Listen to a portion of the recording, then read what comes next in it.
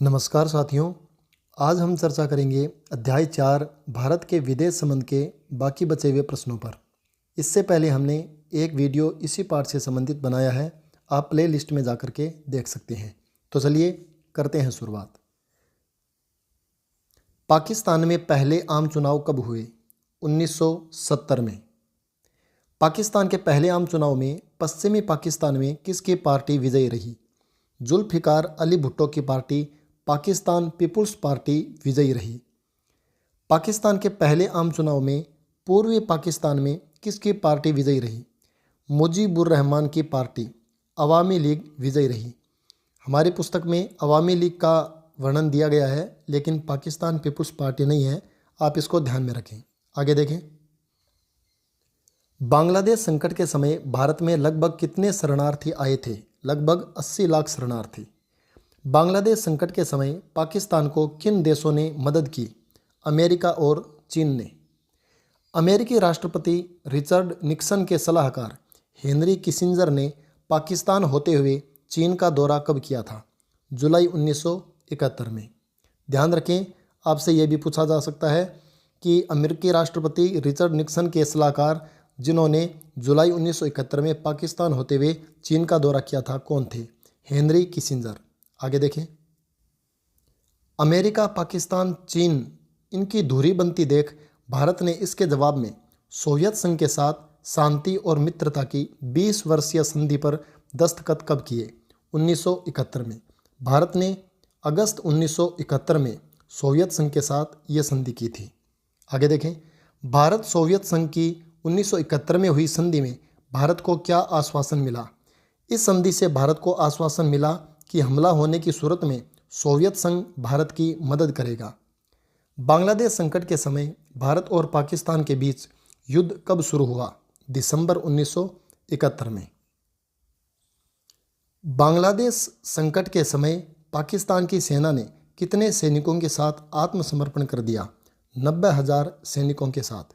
बांग्लादेश का निर्माण कब हुआ? 1971 में। दिसंबर 1971 में बांग्लादेश का निर्माण हुआ था। शिमला समझौता किनके बीच हुआ? भारत की प्रधानमंत्री इंदिरा गांधी और पाकिस्तान के जुल्फ़िकार अली भुट्टो के बीच शिमला समझौता हुआ था, यानी भारत और पाकिस्तान के बीच। भारत और पाकिस्तान के बीच शिमला समझौता कब हुआ? 3 जुलाई 1972 को। यानी शिमला समझौता भारत और पाकिस्तान के बीच हुआ 3 जुलाई 1972 को। 1962 के चीन युद्ध के बाद भारत को किस क्षेत्र में अधिक खर्च करना पड़ा? रक्षा क्षेत्र में अधिक खर्च करना पड़ा। भारत में रक्षा उत्पाद विभाग और रक्षा आपूर्ति विभाग की स्थापना कब हुई? क्रमशः 1962 और 1965 में। यानी भारत में रक्षा उत्पाद विभाग की स्थापना 1962 में और रक्षा आपूर्ति विभाग की स्थापना 1965 में हुई। इन दोनों सन को आप याद रखें, ये बहुत इंपॉर्टेंट है। आगे देखें। चौथी पंचवर्षीय योजना कब शुरू हुई? 1969 में। चौथी पंचवर्षीय योजना 1969 में शुरू हुई थी। देखिए, हमारी पुस्तक में इस बात का वर्णन है कि चौथी पंचवर्षीय योजना कब जाके शुरू हो पाई? 1969 में। इसके पीछे कारण क्या था? देखिए, शुरू की 3 पंचवर्षीय योजनाएं क्रमशः 1951 से 56, 56 से 61 और 61 से 66 तक चली थी। लेकिन 66 का जब समय था, उस समय भारत की आर्थिक स्थिति बहुत कमज़ोर हो गई थी, क्योंकि 62 में चीन के साथ और 65 में पाकिस्तान के साथ में युद्ध हुआ था, तो आर्थिक स्थिति कमज़ोर हो गई थी। इसलिए 66 से 67, 67 से 68 और 68 से 69 तक 3 साल तक लगातार एक वर्ष की योजना जारी रखी गई थी। तब चौथी पंचवर्षीय योजना है, ये 1969 में चालू हो पाई थी। आगे देखें। भारत ने अपना पहला परमाणु परीक्षण कब किया? 18 मई 1974 को। तेज गति से आधुनिक भारत के निर्माण के लिए जवाहरलाल नेहरू ने हमेशा किस पर अपना विश्वास जताया? विज्ञान और प्रौद्योगिकी पर। आगे देखें। नेहरू की औद्योगिकरण की नीति का एक महत्वपूर्ण घटक क्या था? परमाणु कार्यक्रम। भारत में परमाणु कार्यक्रम की शुरुआत 1940 के दशक के अंतिम सालों में किसके निर्देशन में हो चुकी थी? डॉक्टर होमी जहांगीर भाभा के नेतृत्व में। भारत अणु ऊर्जा क्यों बनाना चाहता था? शांतिपूर्ण उद्देश्यों में इस्तेमाल के लिए। साम्यवादी शासन वाले चीन ने परमाणु परीक्षण कब किया? अक्टूबर 1964 में, भारत से लगभग 10 साल पहले। संयुक्त राष्ट्र की सुरक्षा परिषद के स्थायी सदस्य कौन कौन से देश हैं? ये 5 देश हैं। देखिए, संयुक्त राज्य अमेरिका, सोवियत संघ, ब्रिटेन, फ्रांस और चीन। वर्तमान समय में आप सोवियत संघ की जगह रूस को ध्यान में रखें। संयुक्त राज्य अमेरिका, रूस, ब्रिटेन, फ्रांस और चीन। परमाणु अप्रसार संधि एनपीटी कब लाई गई? 1968 में। भारत ने परमाणु अप्रसार संधि एनपीटी पर दस्तखत करने से इनकार क्यों किया? क्योंकि भारत इस संधि को भेदभावपूर्ण मानता था। भारत ने अपना पहला परमाणु परीक्षण किया तो इसे उसने क्या संज्ञा दी? भारत ने इसे शांतिपूर्ण परीक्षण करार दिया। अरब इजराइल युद्ध कब हुआ? 1973 में। भारतीय राजनीति में विभिन्न दलों के बीच किन मसलों पर व्यापक सहमति है? भारतीय राजनीति में विभिन्न दलों के बीच राष्ट्रीय अखंडता, अंतर्राष्ट्रीय सीमा रेखा की सुरक्षा तथा राष्ट्रीय हित के मसलों पर व्यापक सहमति है। यानी देश की एकता, अखंडता, इसके लिए इनकी सुरक्षा के लिए सभी में आम सहमति है, व्यापक सहमति है। आगे देखें, अक्टूबर 1960 में किस शहर में गुट निरपेक्ष देशों की एक संगोष्ठी का आयोजन किया गया? न्यूयॉर्क, अमेरिका में। भारत और पाकिस्तान के बीच युद्ध कब कब हुए? 1947-48 में, 1965 में, 1971 में और 1999 में। आगे देखिए, गुट निरपेक्ष आंदोलन के प्रमुख नेता कौन कौन से हैं? जवाहरलाल नेहरू, एन क्रुमा, नासिर, सुकर्णो और टिटो। आप ऐसे भी याद रख सकते हैं, भारत के जवाहरलाल नेहरू, घाना के एन क्रुमा, मिस्र के नासिर, इंडोनेशिया के सुकर्णो और युगोस्लाविया के टिटो। आगे देखें, शीत युद्ध की अवधि क्या थी? 1945 से 1991, यानी शीत युद्ध 1945 से 1991 तक चला था। द्वितीय विश्व युद्ध या कहीं द्वितीय महायुद्ध की अवधि क्या थी? 1939 से 1945। आज़ादी किन चीज़ों से बनती है? आज़ादी बुनियादी तौर पर विदेश संबंधों से ही बनी होती है। यह कथन किसका है? जवाहरलाल नेहरू का।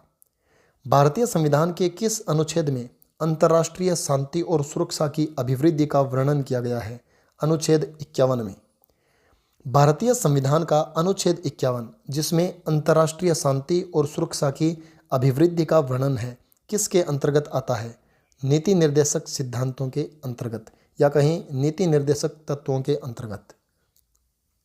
आमतौर पर हमारी नीति ताकत की राजनीति से अपने को अलग रखने और महाशक्तियों के एक खेमे के विरुद्ध दूसरे खेमे में शामिल नहीं होने की है। यह कथन किसका है? जवाहरलाल नेहरू का।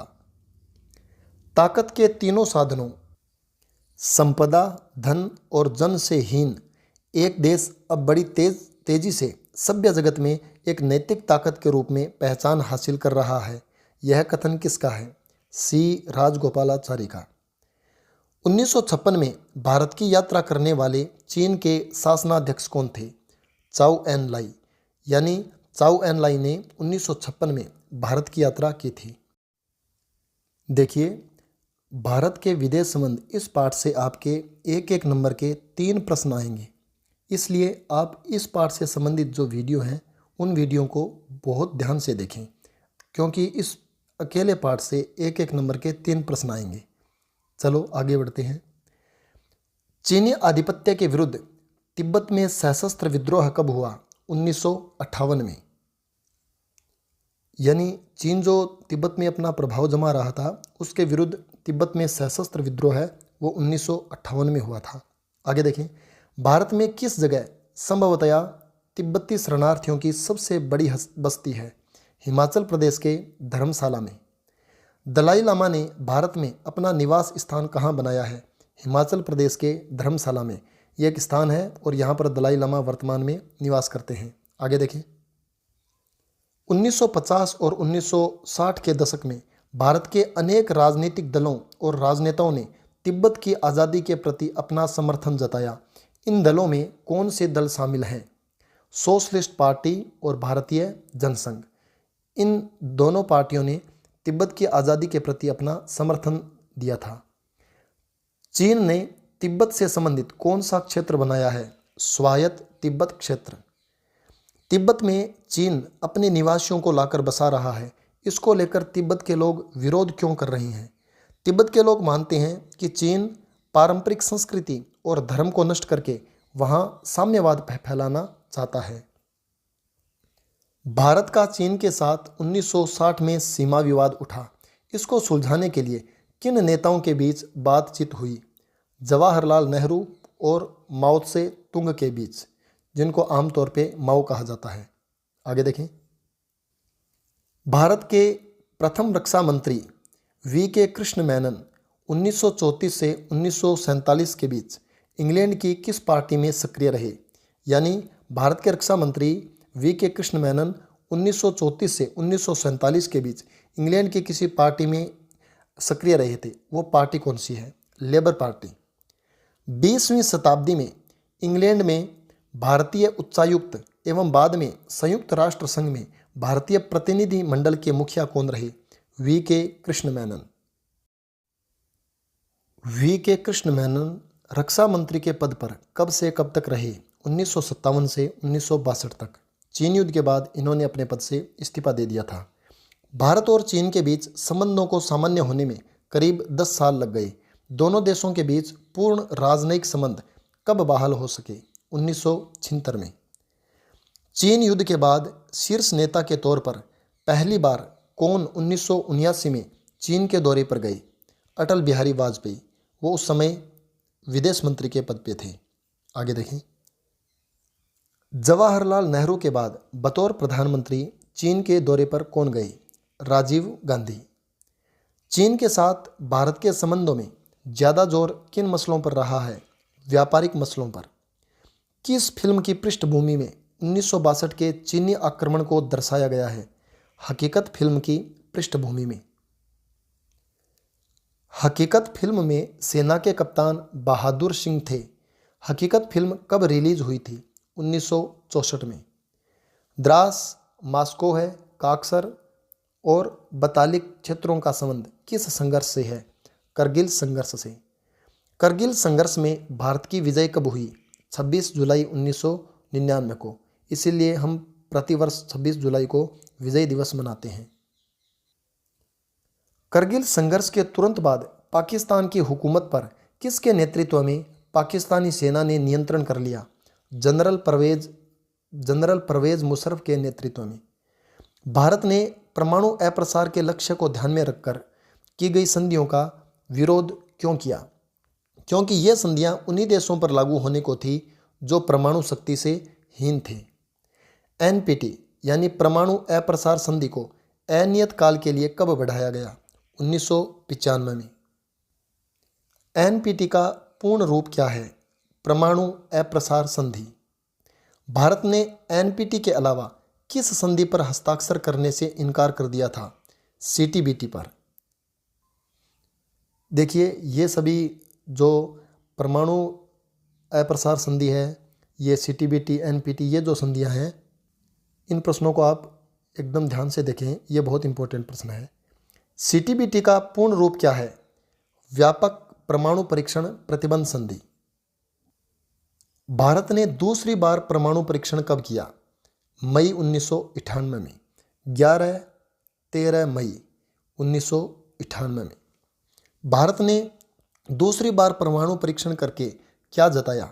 भारत ने जताया कि उसके पास सैन्य उद्देश्यों के लिए अणु शक्ति को इस्तेमाल में लाने की क्षमता है। भारत के तुरंत बाद किस देश ने परमाणु परीक्षण किए? पाकिस्तान ने। पाकिस्तान ने भी मई 1998 में परमाणु परीक्षण किया था। भारत की परमाणु नीति में सैद्धांतिक तौर पर कौन सी बात स्वीकार की गई है? भारत की परमाणु नीति में सैद्धांतिक तौर पर यह बात स्वीकार की गई है कि भारत अपनी रक्षा के लिए परमाणु हथियार रखेगा, लेकिन इन हथियारों का प्रयोग पहले नहीं करेगा। भारत में पहली बार गैर कांग्रेसी सरकार कब बनी? 1977 में, मोरारजी देसाई के नेतृत्व में। 1977 में किसकी सरकार बनी थी? जनता पार्टी की सरकार बनी थी। जनता पार्टी की सरकार ने क्या घोषणा की थी? 1977 में बनी जनता पार्टी की सरकार ने घोषणा की कि सच्ची गुटनिरपेक्ष नीति का पालन किया जाएगा। भारतीय राजनीति में आमतौर पर भारत की विदेश नीति को विशेष तौर पर किन दो संदर्भों में देखा जाता है? एक तो पाकिस्तान को लेकर भारत के रुख के संदर्भ में और दूसरा भारत अमेरिका संबंधों के संदर्भ में। विदेश नीति हमेशा किस बात को ध्यान में रखकर बनाई जाती है? राष्ट्रीय हितों को ध्यान में रखकर।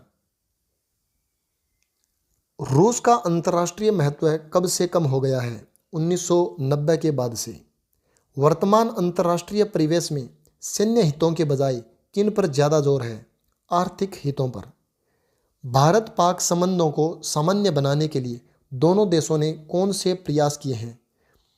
दोनों देशों ने सांस्कृतिक आदान प्रदान, नागरिकों की एक दूसरे के देश में आवाजाही और पारस्परिक आर्थिक सहयोग को दोनों देशों ने बढ़ावा दिया है। भारत किस कारण सोवियत संघ और संयुक्त राज्य अमेरिका दोनों की सहायता हासिल कर सका? गुटनिरपेक्षता की नीति अपनाने के कारण।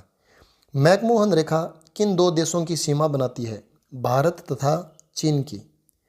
पंचशील समझौते से क्या तात्पर्य है? भारत और चीन के मध्य हुए शांतिपूर्ण सह अस्तित्व के 5 सिद्धांत, इन्हीं को पंचशील समझौता कहा जाता है।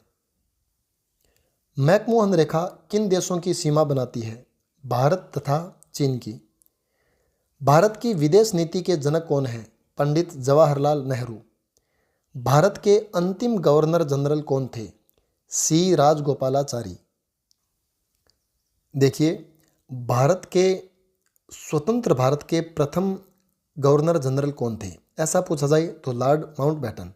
स्वतंत्र भारत के पहले भारतीय गवर्नर जनरल कौन थे? तो सी राजगोपालाचारी। और ये पहले और एकमात्र थे, इसलिए ये अंतिम गवर्नर जनरल भी हो गए हैं। यानी सी राजगोपालाचारी स्वतंत्र भारत के प्रथम और एकमात्र गवर्नर जनरल थे जो भारतीय थे, इसलिए भारत के अंतिम गवर्नर जनरल सी राजगोपालाचारी ही होंगे। आगे देखें। 1971 में भारत ने सोवियत संघ के साथ 20 वर्ष के लिए किस संधि पर हस्ताक्षर किए थे? शांति, मित्रता तथा सहयोग की संधि पर।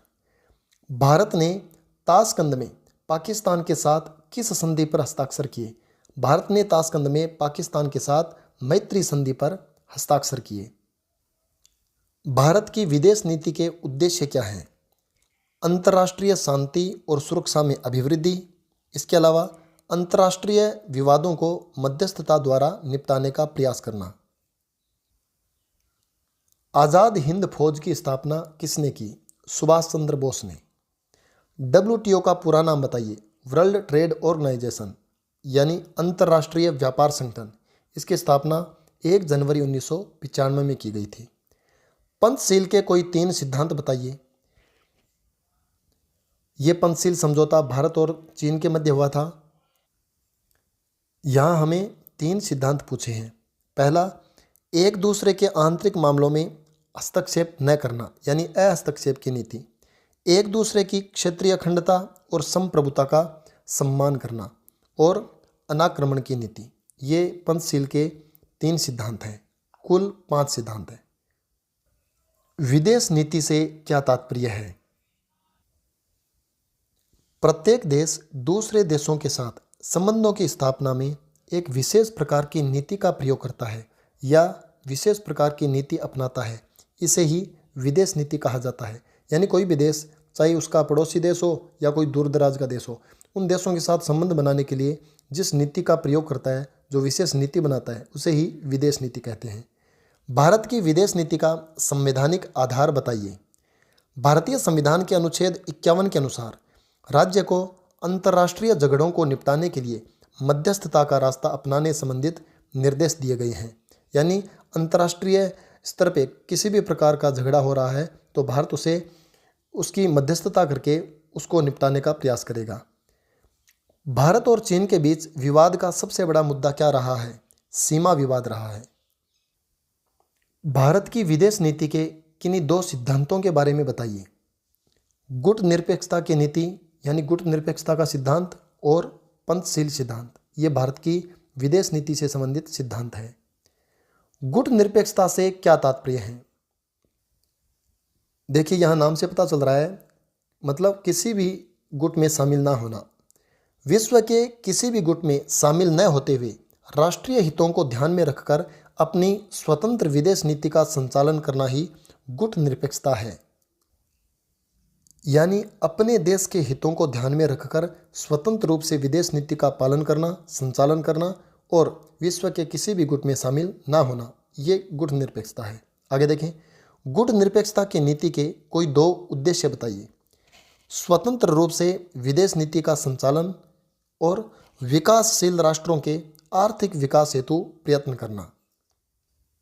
नियोजित विकास की रणनीति में किस बात पर जोर दिया गया था? आयात कम करने पर और संसाधन आधार तैयार करने पर। नाटो का पूरा नाम लिखिए।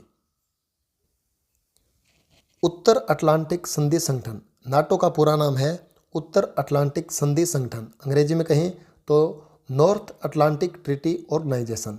आगे देखें, नाटो की स्थापना कब हुई? 4 अप्रैल 1949 को। वारसा का पूरा नाम लिखिए। वारसा संधि संगठन।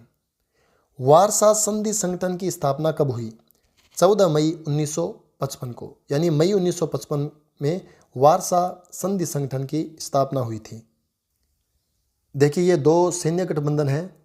नाटो का नेतृत्व करने वाला अमेरिका था और वारसा पैक्ट, ये जो वारसा संधि संगठन है, इसका नेतृत्व करने वाला सोवियत संघ था। और ये दोनों विचारों की लड़ाई लड़ रहे थे जो 1945 से 1991 तक चली। इसी को शीत युद्ध कहा गया। गुट निरपेक्षता की नीति के संदर्भ में तटस्थता का क्या अर्थ है? तटस्थता का अर्थ है युद्ध में शामिल न होने की नीति का पालन करना। गुट निरपेक्ष आंदोलन के उद्देश्य कौन से होते हैं? किसी भी सैन्य संगठन में शामिल होने से इनकार करना, उपनिवेशवाद से मुक्त हुए देशों को स्वतंत्र विदेश नीति अपनाने में समर्थन करना, इसके अलावा वैश्विक आर्थिक असमानता की समाप्ति पर ध्यान केंद्रित करना।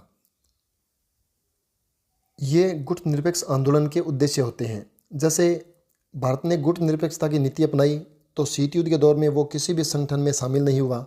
उस समय जो राष्ट्र स्वतंत्र हो रहे थे उनको अपना समर्थन दिया कि वो अपनी स्वतंत्र विदेश नीति का संचालन कर सके।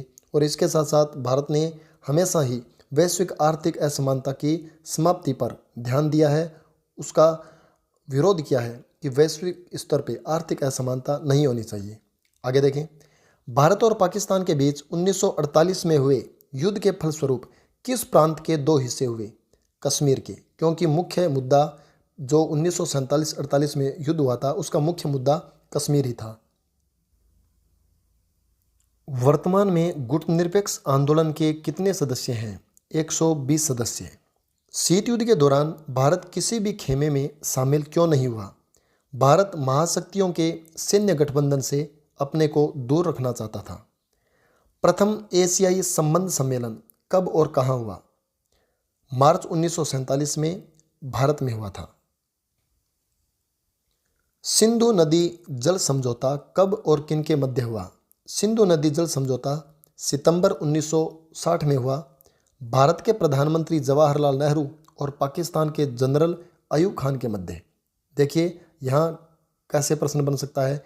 सिंधु नदी जल समझौता कब हुआ? सितंबर 1960 को। सिंधु नदी जल समझौता किन नेताओं के बीच हुआ?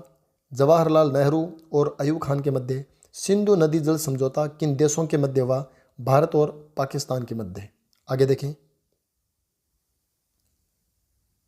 या इसके अलावा भारत और पाकिस्तान के मध्य सितंबर 1960 को कौन सा समझौता हुआ? तो सिंधु नदी जल समझौता। आगे देखें, ताशकंद समझौता कब और किन के मध्य हुआ? ताशकंद समझौता 10 जनवरी 1966 को हुआ। भारत के प्रधानमंत्री लाल बहादुर शास्त्री और पाकिस्तान के जनरल अयूब खान के मध्य हुआ। इसमें भी देखें, ताशकंद समझौता कब हुआ? 10 जनवरी 1966 को हुआ। ताशकंद समझौता किन देशों के मध्य हुआ? भारत और पाकिस्तान के मध्य हुआ। ताशकंद समझौता किन नेताओं के बीच हुआ? लाल बहादुर शास्त्री और अयूब खान के मध्य हुआ। भारत और पाकिस्तान के बीच 10 जनवरी 1966 को कौन सा समझौता हुआ? तो ताशकंद समझौता हुआ। आगे देखें, शिमला समझौता कब और किन के मध्य हुआ? शिमला समझौता 3 जुलाई 1972 को हुआ। भारत के प्रधानमंत्री इंदिरा गांधी और पाकिस्तान के प्रधानमंत्री जुल्फिकार अली भुट्टो के मध्य हुआ। इसके अलावा और बनाए प्रश्न, शिमला समझौता किन देशों के बीच हुआ? भारत और पाकिस्तान के बीच। शिमला समझौता किन नेताओं के बीच हुआ? इंदिरा गांधी और जुल्फिकार अली भुट्टो के बीच। शिमला समझौता कब हुआ? 3 जुलाई 1972 को हुआ। जुलाई 1972 में भारत और पाकिस्तान के बीच कौन सा समझौता हुआ? शिमला समझौता हुआ। आगे देखें, मुजीबुर रहमान कौन थे? मुजीबुर रहमान पूर्वी पाकिस्तान की अवामी लीग पार्टी के नेता थे और बांग्लादेश के संस्थापक। बांग्लादेश स्वतंत्र राष्ट्र कब बना? 16 दिसंबर 1971 को। भारत और सोवियत संघ के मध्य शांति, मैत्री व सहयोग की 20 वर्षीय संधि कब हुई? अगस्त 1971 को। देखिए, इसमें भी हम और प्रश्न बनाते हैं। भारत और सोवियत संघ के मध्य शांति, मैत्री व सहयोग की 20 वर्षीय संधि कब हुई? अगस्त 1971 को। भारत और सोवियत संघ के मध्य अगस्त 1971 में 20 वर्षीय संधि किसको लेकर हुई? शांति, मैत्री और सहयोग को लेकर के। भारत और सोवियत संघ के मध्य शांति, मैत्री व सहयोग की संधि कितने वर्षों के लिए हुई? 20 वर्षों के लिए। आगे देखें, भारत ने अपने परमाणु परीक्षण कब किए? पहला परमाणु परीक्षण 18 मई 1974 को और दूसरा 11 व 13 मई 1998 को। सच्ची गुटनिरपेक्षता की नीति की घोषणा किसने की? जनता पार्टी की सरकार ने 1977 में। इस पार्टी की जब सरकार बनी तो प्रधानमंत्री मोरारजी देसाई थे। आगे देखें, दूसरे विश्व युद्ध के बाद विकासशील देशों ने किस प्रकार की विदेश नीति अपनाई? इन देशों ने ताकतवर देशों की मर्जी को ध्यान में रखकर अपनी विदेश नीति अपनाई ताकि इनको अनुदान व कर्जा मिल सके। आज़ाद भारत ने किस प्रकार की विदेश नीति अपनाई? भारत ने दोनों गुटों से अलग रहने के लिए गुट निरपेक्षता की नीति अपनाई जिससे शीत युद्ध से उपजे तनाव को कम किया जा सके। बांडुंग सम्मेलन कब हुआ तथा इससे किस आंदोलन की नींव पड़ी? बांडुंग सम्मेलन 1955 में हुआ तथा इस अफ्रो एशियाई सम्मेलन से यानी इस बांडुंग सम्मेलन से गुट निरपेक्ष आंदोलन की नींव पड़ी। भारत और चीन के मध्य विवाद का मुख्य मुद्दा क्या है? भारत और चीन के मध्य सीमा विवाद मुख्य मुद्दा है क्योंकि चीन लद्दाख वाले हिस्से के अक्साई चीन व अरुणाचल प्रदेश पर अपना दावा जताता है। भारत और पाकिस्तान के मध्य प्रमुख विवाद क्या है? भारत और पाकिस्तान के मध्य प्रमुख विवाद क्या है? भारत पाकिस्तान के मध्य प्रमुख विवाद कश्मीर समस्या, सर क्रीक सीमा विवाद, नदी जल विवाद तथा पाकिस्तान द्वारा प्रायोजित आतंकवाद इत्यादि हैं। शिमला समझौता क्या है? शिमला समझौता 3 जुलाई 1972 को भारत और पाकिस्तान के मध्य हुआ था। यानी 3 जुलाई 1972 को भारत और पाकिस्तान के बीच में जो समझौता हुआ उसको शिमला समझौता कहा गया, जिसका मुख्य प्रावधान दोनों राष्ट्र आपसी विवाद को द्विपक्षीय बातचीत द्वारा सुलझाएंगे। यानी दोनों देश ये प्रयास करेंगे कि किसी भी प्रकार का अगर विवाद होता है तो वो विवाद लड़ाई का, झगड़े का रूप ना ले, बातचीत से ही उसको सुलझाया जा सके। सच्ची गुट निरपेक्षता क्या है? सच्ची गुट निरपेक्षता जनता पार्टी सरकार की विदेश नीति है, यानी उसकी विदेश नीति का एक हिस्सा है जिसके अनुसार भारत दोनों महाशक्तियों से समान व्यवहार करेगा व किसी एक महाशक्ति की ओर विशेष झुकाव नहीं रखेगा। और इस जनता पार्टी की सरकार के बाद में जितनी भी सरकारें बनी उनमें लगभग सभी सरकारों ने सोवियत संघ के प्रति अपना झुकाव कम रखा और उन्होंने अमेरिकी समर्थक नीतियां अपनाई थी। आगे देखें, भारत की सुरक्षा रणनीति के कोई 2 घटक बताइए। अपने चारों तरफ परमाणु हथियारों से लैस देशों को देखते हुए भारत ने 1974 व 1998 में परमाणु परीक्षण करके अपनी सैन्य क्षमता का विकास किया है। इसके अलावा भारत ने अपने सुरक्षा हितों के लिए अंतर्राष्ट्रीय कायदों व संस्थाओं को मजबूत करने की नीति अपनाई है। यानी प्रश्न ये कहना चाहता है कि भारत ने अपनी सुरक्षा सुनिश्चित करने के लिए कौन सी रणनीतियां अपनाई है। एक तो ये कि भारत ने परमाणु परीक्षण किए हैं 2 बार और वो इसीलिए ताकि अपनी सुरक्षा सुनिश्चित की जा सके, क्योंकि भारत के चारों तरफ परमाणु हथियारों से लैस देश है। इसके अलावा भारत ने अपने सुरक्षा हितों को ध्यान में रखते हुए अपनी सुरक्षा सुनिश्चित करने के लिए जो अंतर्राष्ट्रीय संस्थाएं हैं उनको भी मजबूत करने का समर्थन किया है, उसी से संबंधित नीतियां अपनाई है। तो इस प्रकार भारत ने अपनी सुरक्षा को सुनिश्चित करने के लिए कई प्रकार की रणनीति अपनाई है। देखिए, एक प्रश्न में वीके कृष्ण मेनन से संबंधित एक जानकारी आई है। उसमें वीके कृष्ण मेनन से पहले प्रथम रक्षा मंत्री लिखा गया है, वहाँ गलती से लिखा गया। आप ध्यान रखें, भारत के पहले रक्षा मंत्री बलदेव सिंह थे, 1952 तक यही थे, जबकि वीके कृष्ण मेनन 1957 से 62 तक रहे थे और चीन युद्ध के बाद में उन्होंने अपने पद से इस्तीफा दे दिया था। इसलिए आप प्रथम रक्षा मंत्री बलदेव सिंह समझें, वीके कृष्ण मेनन 1957 से 62 तक रहे थे। तो साथियों, ये थे इस पाठ से संबंधित बाकी बचे हुए प्रश्न जो इस वीडियो में हमने आपको उपलब्ध करवा दिए हैं। देखिए, एक बार फिर से आप ध्यान में रखें कि इस पाठ से एक एक नंबर के 3 प्रश्न आएंगे, इसलिए इस पाठ से संबंधित वीडियो को ध्यान से देखें। ये पाठ इस वीडियो में पूरा हो गया है। इससे पहले एक वीडियो और बनाया है, आप प्ले लिस्ट में जा कर के देख सकते हैं। तो साथियों, इस वीडियो की सामग्री आपको कैसी लगी आप कमेंट करके ज़रूर बताएं। मिलते हैं हम अगले वीडियो में एक नई जानकारी के साथ। तब तक के लिए धन्यवाद।